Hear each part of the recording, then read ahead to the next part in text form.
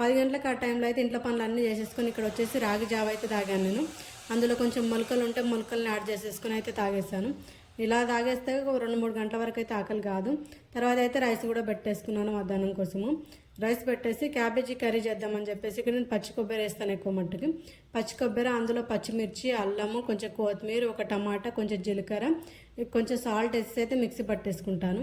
ఆ మిక్సీ పట్టేసుకున్నది అయితే పక్కకు పెట్టేసుకొని ఒక మట్టి పాత్ర పెట్టి అందులో అయితే తాలింపు దినుసులు అన్నీ వేసేసుకొని అందులో కొంచెం కరివేపాకు అలాగే ఒక ఆనియన్ కూడా వేసి మంచిగా మగ్గబెట్టాను. అది మగ్గిన తర్వాత అయితే మిక్సీ పట్టుకున్న పచ్చి కొబ్బరి అయితే వేసేసి అది దాన్ని అయితే ఒక 5-10 నిమిషాలు అయితే మంచిగా మగ్గిస్తాను ఆయిల్లో.